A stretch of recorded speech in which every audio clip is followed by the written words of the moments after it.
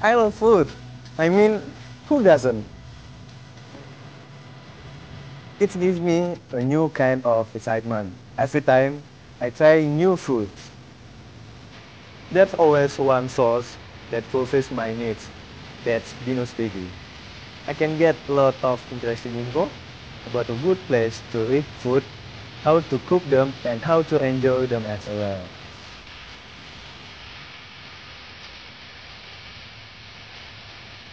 For hot and cool culinary guidances, just log on www.binus.tv. Binus TV, because there's always something more.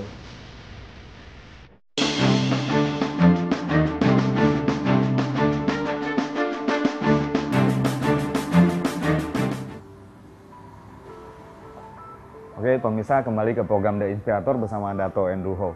Ya, Pak Andrew, kalau tadi kita sudah bahas tentang kesuksesan, prosesnya dan sistemnya dan sebagainya. Kalau kita boleh kilas kembali, bagaimana Bapak dulu memulai karir pertama? Saya dilahirkan di satu kampung yang kecil di Malaysia, di mana semenjak kecil saya sudah mulai sadar ya, kalau saya mau sukses, saya harus mempunyai ijazah di tangan saya. So, maka saya kerja sangat keras untuk mendapatkan ijazah. Akhirnya belasan tahun berjuang, saya bisa masuk ke Universitas Malaya pada waktu itu. Dan saya tahu kalau saya mau sukses, saya harus belajar teori-teori ekonomi. Maka saya ambil sarjana ekonomi. So, dalam waktu perkuliahan, saya juga mengikuti pelatihan militer selama 3 tahun. Militer. Ya, itu melatih saya menjadi seorang yang lebih disiplin, taat setia, dan loyalitas tinggi. Ya, setelah saya keluar dari universitas, pada waktu itu sebenarnya saya tak pernah terpikirkan saya mau menjadi seorang pengusaha. Karena belasan tahun ini saya dididik oleh guru saya atau keluarga saya. Belajarlah baik-baik sampai dapat ijazah dan Anda akan mendapat sebuah pekerjaan yang bagus. Waktu itu saya hanya pikir mungkin jadi seorang bank manager atau menjadi seorang pegawai negeri sebagai guru yang mengajar di sekolah SMA atau SMP. Itu sudah lumayan kehidupan saya. Maka sewaktu saya keluar dari universitas tahun 86, kemelesatan ekonomi terjadi. Ini membuat saya tidak mendapat pekerjaan. Pengangguran. Saya menjadi orang yang terpaksa ketuk pintu menjadi salesman. Nah, mulai situlah saya merasai apa itu penolakan. Saya baru sadar bahwa kehidupan ini penuh dengan tantangan. Bukan sesuatu yang saya pikirkan dalam universitas. Yang semulus, dapat pekerjaan, penghasilan tinggi, nama akan sukses begitu. Akhirnya saya dapati bahwa, wah ini satu proses yang harus saya lewati. Tapi saya yakin dan percaya, satu, saya pasti bisa berhasil, saya pasti bisa sukses.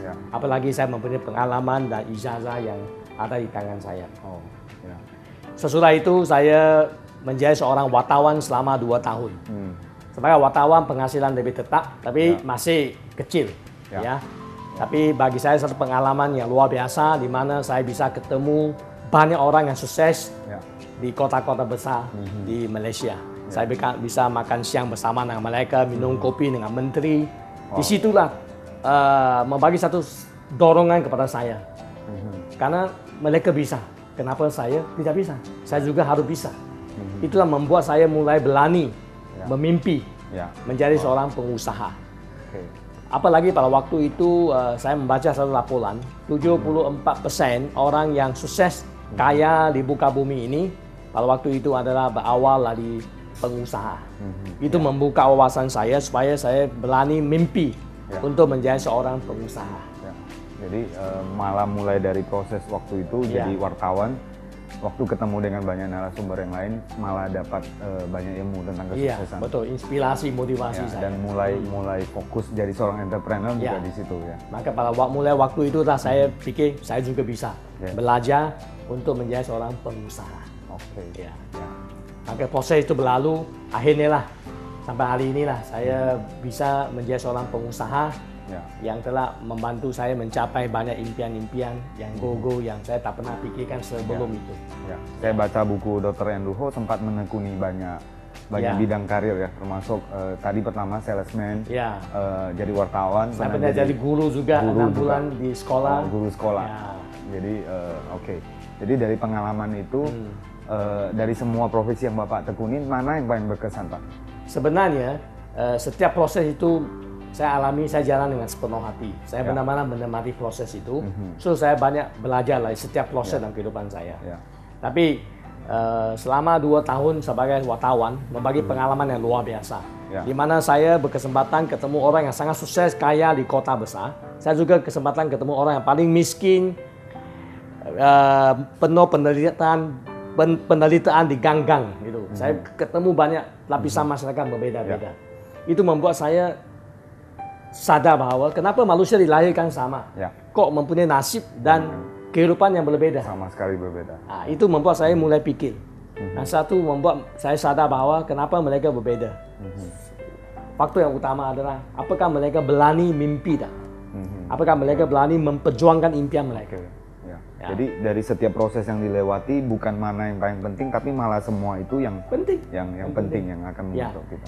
Maka saya katakan setiap proses hidup kalau kita lakukan dengan benar, sepenuh hati, itu bukan pemborosan. Itu merupakan satu value added atau nilai tambah dalam kehidupan kita. Kalau kita lihat kembali semua proses yang saya lalui, dia bisa disambungkan. Tanpa itu mungkin hari ini saya tidak seperti begini. Semua merupakan batu-batu loncatan ataupun batu-batu yang membawa saya menuju ke destinasi pada hari ini. So ini luar biasa, malah dari semua proses ini, semua ibaratnya semua diamond itu dikumpulkan. Betul. Kalau kita boleh simpulkan, apa yang membuat Bapak bisa capai seperti hari ini? Saya ingat dalam proses itu, yang paling penting adalah kita harus mempunyai sikap yang positif. Selalu memikirkan, apa terjadi pun dalam hidup ini pasti ada maksudnya, pasti ada hikmahnya. Ya, saya selalu mengatakan, sesuatu yang terjadi kalau saya bisa tergorong dan membuat analisa dan dia secara logika, saya namakan itu sebagai latihan. Kalau tak bisa logika, kenapa saya? Why me? Kenapa harus terjadi kepada saya? Saya namakan itu ujian Tuhan kepada saya. So saya tak pernah anggap bahwa itu adalah negatif. Itu adalah sesuatu yang tak baik. Saya selalu mengatakan, everything happen for the best. Semua terjadi untuk kebaikan saya. Saya harus menerimanya, mempelajari sesuatu dari itu. Itu sikap mental itu yang membuat saya kenapa selalu optimis melihat ke depan. Walaupun hadapi tantangan-rintangan, tapi saya percaya impian saya pasti bisa capai. Jadi dengan mental attitude positif tadi, dan dalam proses ini kan tidak gampang. Mungkin banyak masalah, rintangan, tantangan yang dihadapi. Mungkin sikap seperti apa yang harus kita miliki selain positive thinking tadi? Impian harus besar. Impian harus cukup besar supaya kita melihat impian itu, walaupun kita capek, kita ditolak, kita dicomoi atau kita menghadapi tantangan, tetap kita akan berjuang karena kita melihat future, believe to see, mempercayai dan yakin bahwa impian yang kita inginkan itu bisa menjadi kenyataan. Nah, itu sangat penting. Dan seringkali misalnya kita sebagai anak muda, kita sudah punya impian, punya passion yang sangat besar untuk sukses, tapi proses yang kita lewati itu banyak tantangan dan rintangan.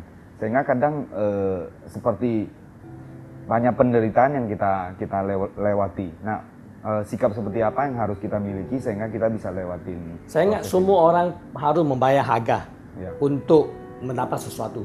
Tidak ada sarapan yang gratis. Saya selalu mengatakan kalau seseorang itu tak pernah nangis di waktu malam, dia tak akan mengerti apa itu kehidupan yang sesungguhnya. So kalau kita pernah melewat, walaupun sulit, tapi setelah kita berhasil melewat, itu akan merupakan satu kenangan yang luar biasa untuk kita selama-lamanya. Jadi butuh satu ketabahan yang luar biasa. Ketekunan dan belief, percaya bahwa apapun tantangan-rintangan kita pasti bisa lewat.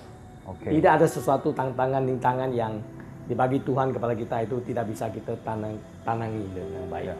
So apapun yang terjadi harus kita cukup kuat untuk bisa bertahan untuk lewat. Selamat. Kita tahan sebentar Dr. Ho dan kita akan kembali setelah komersial break berikut ini.